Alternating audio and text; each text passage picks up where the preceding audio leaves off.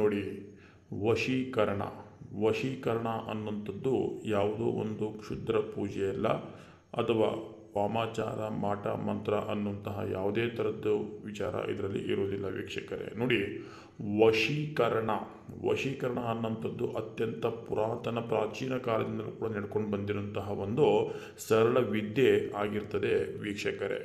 ನೋಡಿ, ನೀವು ಇಷ್ಟಪಟ್ಟಂಥವರು ನಿಮ್ಮ ಬಳಿ ಸರಳವಾಗಿ ಬರಮಾಡ್ಕೊಳ್ಳುವಂತಹ ಒಂದು ಅತ್ಯಂತ ಸರಳ ಅದ್ಭುತ ವಿಧಾನವನ್ನು ಇವತ್ತು ನಾನು ನಿಮಗೆ ತಿಳಿಸ್ಕೊಡ್ತೀನಿ. ನೋಡಿ, ನೀವು ಮಾಡಬೇಕಾಗಿರೋಂಥದ್ದು ಇಷ್ಟೇ, ಆಯಿತಾ. ಶನಿವಾರದ ದಿನ ಪ್ರಾತಃಕಾಲದಲ್ಲಿ ಅಂದರೆ ಬೆಳಗ್ಗಿನ ಜಾವ ನೀವು ಒಂದು 5 ಗಂಟೆಗೆ ಎದ್ದೊಳಿ, ಆಯಿತಾ.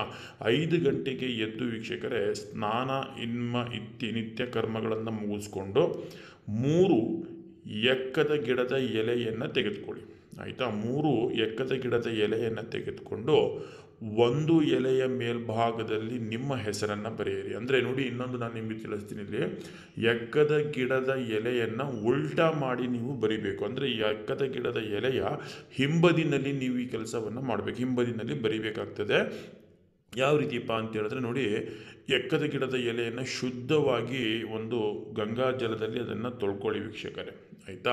ಗಂಗಾ ಜಲದಲ್ಲಿ ತೊಳ್ಕೊಂಡು ಅದಕ್ಕೆ ಸ್ವಲ್ಪ ಗಂಧವನ್ನು ಹಚ್ಚಿಬಿಟ್ಟು ಅದರ ಮೇಲ್ಭಾಗದಲ್ಲಿ ಒಂದು ಎಕ್ಕದ ಎಲೆಯ ಮೇಲ್ಭಾಗದಲ್ಲಿ ನಿಮ್ಮ ಹೆಸರನ್ನು ಬರೆಯಿರಿ. ಇನ್ನೊಂದು ಎಕ್ಕದ ಎಲೆಯ ಮೇಲ್ಭಾಗದಲ್ಲಿ ನೀವು ಇಷ್ಟಪಟ್ಟಂಥವರ ಹೆಸರನ್ನು ಬರೀರಿ, ಆಯಿತಾ. ಮತ್ತು 3ನೇ ಎಲೆಯ ಮೇಲ್ಭಾಗದಲ್ಲಿ ನೋಡಿ, ನಾನಿಲ್ಲಿ ನಿಮಗೆ ತೋರಿಸ್ತಾ ಇರೋಂತಹ ಒಂದು ಅತ್ಯದ್ಭುತ ವಶೀಕರಣ ಸರಳ ಮಂತ್ರ ಇದು. ಓಂ ಕ್ಲೀಂ ವಾಶಂ ಫಟ್ ಸ್ವಾಹ ಅನ್ನಂತಹ ಒಂದು ಈ ವಶೀಕರಣ ಯಂತ್ರವನ್ನು ನೀವು ಆ 3ನೇ ಎಕ್ಕದ ಗಿಡದ ಎಲೆಯ ಹಿಂಭಾಗದಲ್ಲಿ ಬರ್ಕೊಳ್ಳಿ, ಆಯಿತಾ.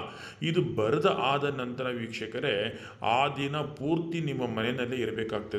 ಇದ್ದು ರಾತ್ರಿ ಹೊತ್ತು ನೀವು ಮಲಗಬೇಕಾದ್ರೆ ನಿಮ್ಮ ತಲೆ ದಿಂಬಿನ ಒಳಗಡೆ ಹಾಕ್ಬಿಟ್ಟು ಮಲ್ಕೊಳ್ಳಿ, ಅಥವಾ ನಿಮ್ಮ ತಲೆ ದಿಂಬಿನ ಕೆಳಗಡೆ ಇಟ್ಕೊಂಡಾದರೂ ಮಲ್ಕೊಳ್ಳಿ, ಆಯಿತಾ. ಇಟ್ಕೊಂಡು ಬೆಳಗ್ಗಿನ ಜಾವ ನೀವು ಮಾರನೇ ದಿನ, ಆಯಿತಾ, ಮಾರನೇ ದಿನ ಬೆಳಗಿನ ಜಾವ ನೀವು ಆ 3 ಎಕ್ಕದ ಗಿಡದ ಎಲೆಯನ್ನು ಒಂದೇ ಸೂಜಿನಲ್ಲಿ ಅದನ್ನು ಚುಚ್ಚಬೇಕು.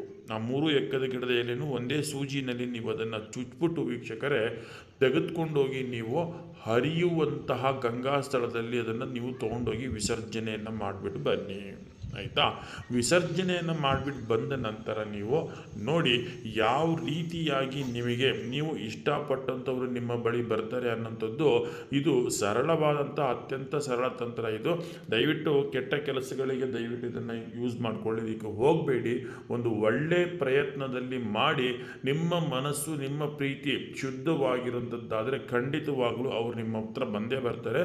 ಇದನ್ನು ಗಂಡ ಹೆಂಡತಿ ಆಗಿರ್ಬೋದು, ಅಥವಾ ಪ್ರೇಮಿಗಳಾಗಿರ್ಬೋದು, ಅಥವಾ ಇಷ್ಟಪಟ್ಟಂಥವ್ರು ಏನಾದರೂ ದೂರ ಆಗಿದ್ದರೆ ಅಂಥವರು ಈ ಒಂದು ಸರಳ ತಂತ್ರವನ್ನು ಮಾಡಿ ಇದರ ಒಂದು ಪ್ರಯೋಜನವನ್ನು ಪಡ್ಕೊಳ್ಳಿ ಅನ್ನೋದನ್ನು ನಾನು ತಿಳಿಸ್ಕೊಡ್ತೀನಿ ವೀಕ್ಷಕರೇ.